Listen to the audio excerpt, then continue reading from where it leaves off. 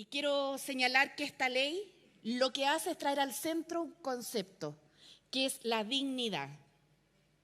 Y la dignidad, hoy día, si nosotros nos fijamos en la discusión laboral que se está dando hoy día en las empresas, de hecho somos trending topic, como Ley Karin, les cuento, en este minuto. La ministra del Trabajo, Janet Jara, está feliz, como militante activa del Partido Comunista, con la aprobación de la Ley Karin. Deberíamos saber que cuando los dirigentes del comunismo chileno usan palabras bonitas, como la dignidad, por ejemplo, es para cubrir toda evidencia y promover exactamente lo contrario. Así que queremos un mejor ambiente laboral, ojalá, pero vamos a tener otra cosa, porque a eso apunta la Ley Karin.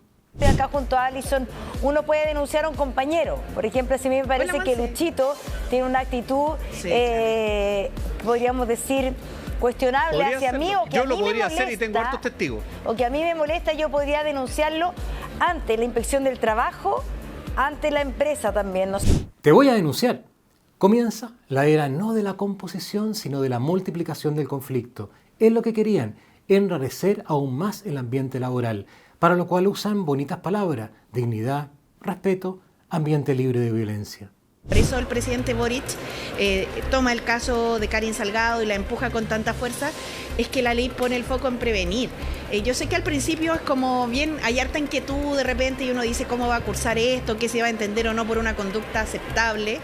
Conducta aceptable, dice la ministra Jara. O sea, lo que la Ley Karin busca no es solo prohibir lo que considera ilícito, pretende mucho más, pretende decirnos cómo tenemos que comportarnos, y son los funcionarios dependientes de la ministra Jara, del Partido Comunista o del Frente Amplio, quienes con esa misma sonrisa van a llenar de protocolos y reglas a las empresas y a los otros órganos del Estado para que adopten conductas para ellos aceptables. Empresario, trabajador, funcionario del Estado, ahora existe para ser controlado, sancionado, reeducado en tu ambiente laboral. Y te van a regalar, como presente griego, un tráfago interminable de milimétricas disposiciones administrativas de ministerios y superintendencias que nunca acaban. Haz esto, y esto otro, y esto otro. No mires para arriba, no mires para abajo, no mires para el lado, no mires para adelante ni para atrás. Con la Ley Karin, si seguimos su lógica, no estamos solucionando un problema, sino que estamos creando otros. Serios problemas para empresarios, emprendedores y trabajadores, desde un kiosco hasta una multinacional. No sé si los parlamentarios de derecha que aprobaron la Ley 21.643, la Ley Karin, son conscientes de todos los alcances y consecuencias de lo que acordaron. Y don Ricardo Meves, presidente de la Confederación de la Producción y el Comercio, no sé en qué mundo vive. Se lo digo con todo respeto. Solo ve maravilla de esta legislación que grabará aún más a las pymes. Escuchémoslo. Toda esta normativa sea publicitada al interior de las empresas, sea conocida por los trabajadores y las trabajadoras, y que cuando se presentan dudas hayan canales para aclarar todas estas inquietudes, particularmente las grandes empresas que además hoy día ya cuentan con los protocolos para estos efectos. Yo decía hace un rato atrás que también es necesario que las pequeñas y medianas empresas tengan, y así lo establece la ley, pero además tengan un acompañamiento, porque les es mucho más difícil. Y aquí las normas que ha puesto la Suceso a las mutuales también son relevantes, porque van a posibilitar que las pequeñas y medianas empresas entonces descarguen, aprovecho pasar el aviso también, de que las pymes puedan descargar de las páginas web de las distintas mutuales los modelos que les permitan ir también generando estos instructivos, estas normas. Modelos, instructivos, normas, una vez más la ley chilena. Analicemos brevemente la ley. Resulta muy difícil determinar a ciencia cierta cuál es el bien jurídico que esta ley busca proteger. Sus alcances normativos exceden en mucho al perverso acoso laboral sufrido por Karin. Es como pasarse 8 pueblos. Una vez más, no sé si los parlamentarios que aprobaron esta iniciativa lo vieron, porque al reglamento de esta ley, el decreto 21 del 3 de julio del 2024 del Ministerio del Trabajo, no le importa mucho el caso Karin, sino cumplir con el objetivo 8 de la Agenda 2030, el considerando 2 del decreto lo dice, y someter las relaciones laborales chilenas al convenio 190 de la OIT, que busca, según la interpretación del Ministerio, un enfoque inclusivo que permita abordar las causas subyacentes de la violencia y acoso en el mundo del trabajo, lo dice el considerando 4 del decreto. Eso de causa subyacente huele a filosofía estructuralista. Las expresiones y conductas de un sujeto estarían determinadas por la estructura, que es donde realmente anida la violencia que hay que remover, del explotador hacia el explotado, del hombre hacia la mujer, del nacional hacia el inmigrante. La hipótesis de estos ideólogos como sigue: sin que lo sintamos, sin que lo sepamos, nuestras expresiones pueden manifestar esa violencia estructural en una mirada, en un cambio en el tono de voz, en un gesto, en la verbalización de un sentimiento recóndito, que es lo que hay que prevenir o, en su caso, sancionar o reeducar. No somos violentos por los egoísmos y pasiones que debemos combatir dentro de nosotros mismos. Somos violentos porque hemos sido disciplinados por la estructura de una sociedad perversa, capitalista, heteropatriarcal, etnocéntrica. Elijan ustedes el modelo. De acuerdo a esta hipótesis de la violencia subyacente, todas las dimensiones de la vida humana en el trabajo deben pasar a ser objeto de control. No hay nada que pueda escapar al sedazo de una eventual violencia estructural, ni las relaciones genuinas de amistad, ni la voluntad de trabajar en equipo, ni la solidaridad, ni las expresiones lúdicas de nuestra existencia. Adiós a la inocencia. Todo puede ser mascarada de una violencia subyacente.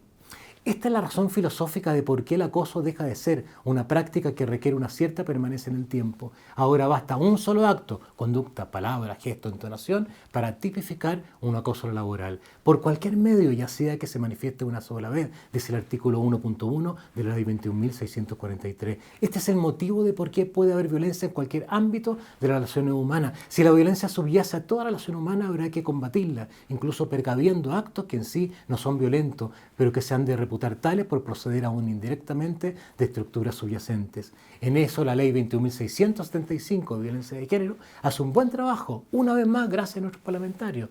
Clasifica la violencia en violencia física, violencia psicológica, violencia sexual, violencia económica, violencia simbólica, violencia institucional, violencia política, violencia en el trabajo y violencia gineco-obstetricia. Artículo 6, número 1 a 9 de la ley. No es broma.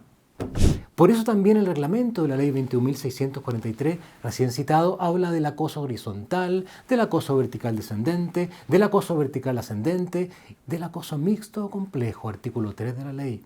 En este contexto, debe recordarse que la ley 21.643 extiende la noción de violencia más allá del ámbito laboral, violencia en el trabajo, artículo 1.1, y la Superintendencia de Seguridad Social exige que los contenidos mínimos del protocolo indicados en la ley 21.643, que se prevenga no solo la violencia y el acoso, sino la escalada de conducta que conducen a ella, como los comportamientos incívicos, verbigracia, comportamientos descorteses que carecen de una clara intención de dañar, el sexismo, verbigracia, sexismo inconsciente o benévolos en las mujeres, defensa de los prejuicios de género tradicionales, etc.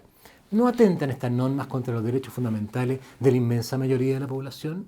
Creo que no es necesario incidir en este punto. Parece obvio. Solo quisiera acentuar que en un mundo donde hasta el inconsciente puede ser sospechoso o objeto de control, claro está que el empleador debe hacerlo a veces de panóptico, financiado por él.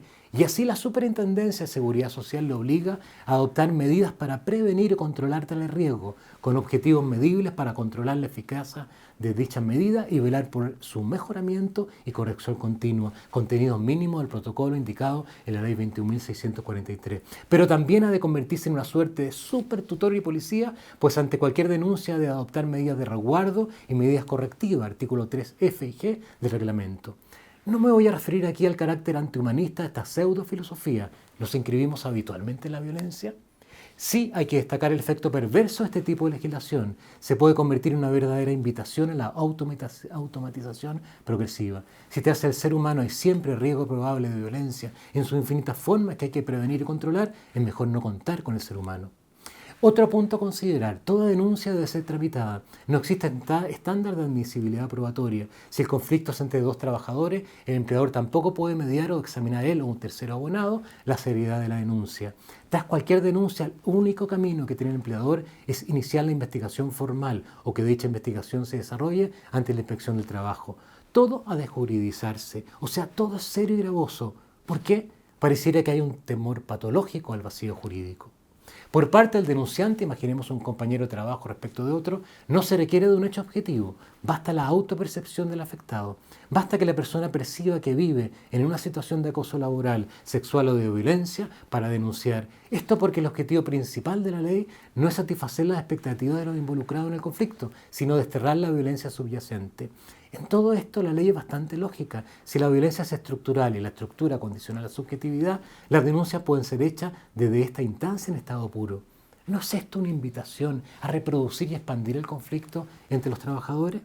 Todo esto obviamente supone un cambio de paradigma en las relaciones laborales. El empleador va a tener que hacerse cargo no solo de la violencia visible, ello en mayor o menor medida ya estaba regulado, sino de esa impredecible y oscura violencia invisible, la que anida incluso en el subconsciente, los sucesos Dixit, que solo los iluminados conocen. Claro que si la ley se aplica en toda su intensidad y amplitud progresiva. Obviamente que la operatividad ideológica de esta ley supera todo lo aceptable dentro de los márgenes de un Estado laico, no lo digo de manera irónica. Nos muestra además que la discusión constitucional sobre el viejo principio de subsidiariedad está superada en Chile. Vivimos en la era de la reglamentación estatal pesada, acerada, milimétrica, forzosamente invasiva, casi stalinista. Lo curioso es que todos la sufren, pero nadie protesta eficazmente, parecido al síndrome de esclavo satisfecho que agradece sus cadenas y latigazos. O al síndrome de Estocolmo, por la que te enamoras de tu captor. Basta que te anuncien los grillistas con bonitas palabras y ya te convencieron para someterte. Y nuestros legisladores pues se comportan como si fueran afectados por el síndrome de Munchausen. Dicen solucionar un problema, pero están generando otros ficticios, para que después Ministerio y Superintendencia te sometan como un pupilo. Obsequio del monstruo más frío de los monstruos fríos, como diría Nietzsche. Soy Julio Alvear Telles, profesor de Derecho Constitucional, abogado, doctor en Derecho y doctor en Filosofía para FNM.